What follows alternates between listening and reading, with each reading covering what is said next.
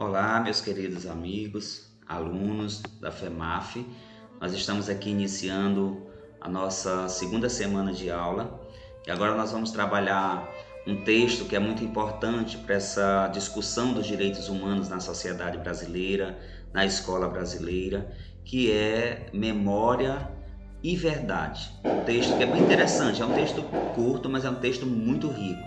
O Brasil e a ditadura militar. Esse texto é de Lúcia de Fátima Guerra Ferreira, e ele traz muitas informações importantes sobre um período da sociedade brasileira em que nesse momento, nesses últimos anos, tem se buscado muito uma discussão como se não tivesse acontecido. Nós temos essa tradição de negar a história do nosso país, a história do Brasil, certo?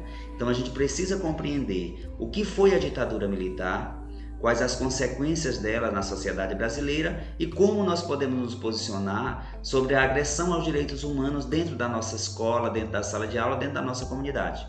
A ditadura militar e a violação dos direitos humanos. É o primeiro tema.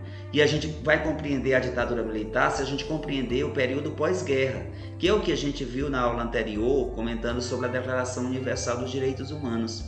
Então, no pós-guerra, nós tivemos um período chamado de Guerra Fria, que foi uma disputa política, econômica e ideológica entre os blocos capitalista e socialista. E a América Latina ela passou a chamar a atenção com a vitória da Revolução Cubana, que se deu em 1959. Essa vitória simbolizava a aproximação da União Soviética e era um desafio à hegemonia norte-americana, que é capitalista. Então, Cuba se torna o referencial para a esquerda, que é socialista, que é comunista, e uma ameaça para as elites econômicas e políticas do continente. Esse bloco continental do Ocidente é liderado pelos Estados Unidos e que viu com essa vitória da Revolução Cubana uma ameaça à segurança nacional, e isso se deu início a blocos políticos de implementação mais rigorosas e políticas mais rigorosas, defendendo de que era para a segurança nacional. O mesmo discurso que a gente está vendo na sociedade atual, que é muito presente, que é aquilo que não me apoia, aquilo que não me defende, então é contrário, é desordeiro, precisa ser reprimido na sociedade. Não estou dizendo que nós estamos vivendo uma ditadura militar, gente. Eu estou dizendo que o discurso ideológico da ditadura militar, que antecedeu o golpe de 64, ele é muito presente nas falas de alguns políticos brasileiros. Então, o que acontecia após a Segunda Guerra Mundial? Existia uma correlação de força, que a gente chama de Guerra Fria, especialmente nos anos 60 e 70 do século 21, e com isso vai culminar nos regimes ditatoriais, que tornam-se vitoriosos em quase todos os países da América Latina. E muitos se deram através de golpes militares, apoiados inclusive pela sociedade, pelos civis, e especialmente pelos nossos Estados Unidos da América, que nós estamos agora estendendo a bandeira, o tapete vermelho para os Estados Unidos. Com muita frequência no discurso brasileiro. O Brasil foi um dos pioneiros a desencadear este processo com o golpe de 1964, e nós observamos que nesse período de 64 até 85 nós vivemos um período chamado de ditadura militar, que houve uma série de restrições, de agressões aos direitos individuais, políticos, econômicos, mas especialmente os direitos individuais do sujeito, os direitos políticos, os direitos de associação. E aí nós precisamos pensar esse momento e analisar e compreender esse momento para a gente não levar ao esquecimento. Hélio Gaspari, ao analisar a ditadura militar no Brasil, ele identificou 3 fases da ditadura militar. Ele diz que houve um período que foi a ditadura envergonhada, tímida, que foi a preparação ideológica para o golpe de 64. A ditadura escancarada é quando se instala os militares no poder e eles começam a editar atos e legislar de forma mais dura para reprimir os seus opositores, E aí nós vamos ter o exílio de muitas pessoas, muitos foram presos, outros foram mortos, torturados, mulheres foram estupradas. E aí a gente tem um terceiro momento, segundo Hélio Gaspari, que é a ditadura derrotada. Isso correspondeu respectivamente aos governos do general Humberto Castelo Branco, que vai de 64 a 67, o governo presidencial do general Arthur da Costa e Silva, que vai de 67 a 69, a junta militar, que foi em 69, o governo do general Emílio Garastuza Médici, de 69 a 74, e o general Ernesto Geisel, de 74 a 79, e por fim o general João Batista Figueiredo, que governou de 79 a 85.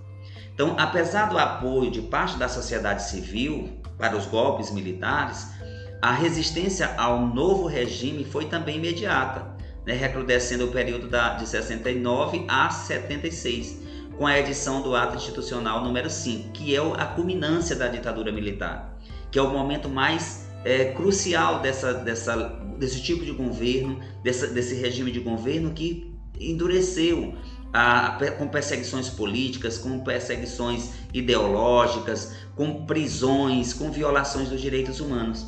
E aí a gente passa a ter, nesse momento, uma esquerda que vai aderir à luta armada, que é uma esquerda que vai começar a reivindicar esse poder, reivindicar essas denúncias, fazer essas denúncias de agressão aos direitos humanos. A ditadura militar, ela culmina numa ação violenta do Estado, promovendo prisões arbitrárias, torturas, desaparecimento de presos e exílios, e era justificada pela ideologia da segurança nacional. Esses são considerados os anos de chumbo da ditadura militar, que vai de 69 a 76. E também é nesse período que há uma radicalização das ações do Estado autoritário. Então, na segunda metade da década de 70, a gente vai começar a observar que surgem movimentos da sociedade civil pela anistia, ou seja, fazendo pressão ao governo para editar-se uma lei que anistiar é perdoar os crimes, considerados crimes cometidos no período da ditadura militar. Então, as ações desses movimentos com foco na anistia aos perseguidos pela ditadura militar também discutiam a superação do regime de exceção, que é o regime militar, e o fim das violações aos direitos humanos. Então essa pressão pela anistia também começa a pressionar a superação do regime e a violação dos direitos humanos. É preciso pensar num governo que atenda aos interesses sociais e que não haja perseguições políticas, econômicas e ideológicas. Em 1979, tem-se a aprovação da Lei 6.683, de 28 de agosto, que concede anistia aos que cometeram crimes políticos e que haviam sido cassados dos seus mandatos, que haviam sido presos, torturados, exilados, perseguidos, mortos e desaparecidos. Quanto aos agentes da repressão, que eram os agentes ideológicos, do aparelho ideológico do Estado, a força estatal, os militares, que cometeram crime de assassinato, estupro, tortura, desaparecimento de cadáver, nenhuma referência foi feita. Ficaram no anonimato e na impunidade. Por isso que o texto traz essa questão da memória, da gente resgatar a memória. Com o fim da ditadura militar em 85 e a promulgação da Constituição de 88, que é o marco decisório desse fim desse regime, iniciando-se um processo de fortalecimento da democracia do país, as limitações da lei de anistia e as consequências da ditadura militar ainda continuam presentes no cotidiano do brasileiro. É muito presente esse passado, é um passado recente. Por que lembrar do passado? Qual é a função educativa da memória? 3 grandes episódios coletivos na nossa história, eles são praticamente esquecidos. Ou quando são falados nos livros de história ou no trabalho com os alunos na sala de aula, eles são amenizados. A primeira é a conquista da América e o genocídio dos povos indígenas que aqui viviam, que a gente quase não se fala mais disso, os livros de história quase não se fala mais isso, e essa memória coletiva a gente tem deixado também passar. Um outro momento da sociedade brasileira que a gente insiste em esquecer ou negar esse passado, que foi o tráfico e a exploração do trabalho escravo no país. A gente não pode perder da nossa memória esses momentos. e os períodos autoritários marcados pelos golpes e as ditaduras militares. Nesse momento é muito frequente essa negação de que houve uma ditadura militar. Na realidade, escuta muito nas redes sociais e nas próprias falas de alguns políticos que esse momento foi um momento de ordem, de progresso, de desenvolvimento, que foi a ideologia pregada pelos ditadores no país, pelos militares no país.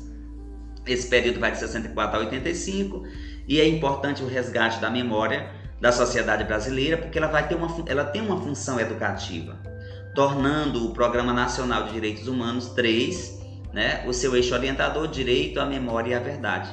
A gente não pode esquecer daquilo que aconteceu com os nossos antepassados, com a nossa história, com o nosso país. E como é que a gente vai fazer isso? O exercício do direito à memória e à verdade ele é importante na nossa sociedade, nós não podemos negar isso. A gente precisa superar a cultura do silêncio, a cultura do esquecimento, porque a nossa história é feita pelos nossos antepassados. O Plano Nacional de Direitos Humanos 3 ele apresenta alguns dados quantitativos. Após a promulgação desse plano, foi, de acordo com as pesquisas elaboradas, foi destacado nessas pesquisas, constatado que 50 mil pessoas foram presas somente nos primeiros meses de 1964. 20 mil brasileiros foram submetidos à tortura. 400 cidadãos foram mortos ou estão desaparecidos. 130 foram banidos do país. 4.862 tiveram seus mandatos políticos cassados. Ocorreram milhares de prisões políticas não registradas, uma cifra incalculável de exílios e refugiados políticos. Então, como que a gente pode negar que não houve uma ditadura militar? E qual é o caminho do processo de democratização? A justiça, a reparação, a memória e a verdade. A gente precisa buscar justiça para essas pessoas que foram injustiçadas, que tiveram seus direitos agredidos, violados. E o Estado precisa fazer essa reparação. E nós não podemos esquecer de que essas pessoas passaram por esse constrangimento e por essa humilhação. E a verdade ela precisa vir à tona. Então, o texto que vocês vão estudar nesse capítulo, ele vai trabalhar dessas discussões. Ele vai trazer esse apanhado, alguns dados importantes. O que a Comissão de Anistia está fazendo, o que ela já fez, quais as limitações, qual o progresso que já houve. E essa discussão vocês vão encontrar no material de vocês. Observe que a Lei 12.528, de 18 de novembro de 2001, ela elenca aqui uma série de objetivos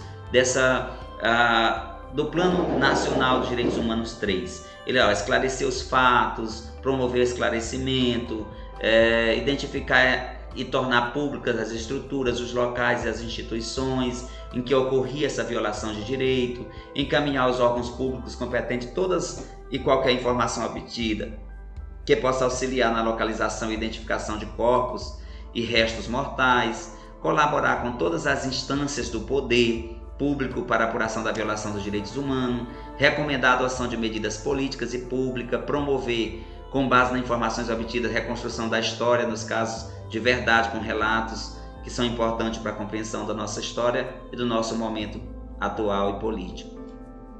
Qual é a proposta de atividade, então, que nós vamos fazer nessa semana? A primeira proposta é que vocês, ao ler esse texto base, que a gente vai estar trabalhando essa semana, Memória e Verdade, o Brasil e a Ditadura Militar. É um texto curto, não é um texto longo. O nosso primeiro texto, que falava sobre as gerações de direitos humanos, ele era um pouco mais extenso. Os planos do Brasil, como era que acontecia. Então, estou finalizando recebendo o material de vocês da semana passada e vamos começar essa semana. Então, para essa semana, o que a gente vai fazer? A leitura e análise desse texto, Memória e Verdade, o Brasil e a Ditadura Militar, que está no material do aluno. Além desse texto, para vocês compreenderem e ter uma noção melhor, eu solicito que vocês assistam o filme Olga.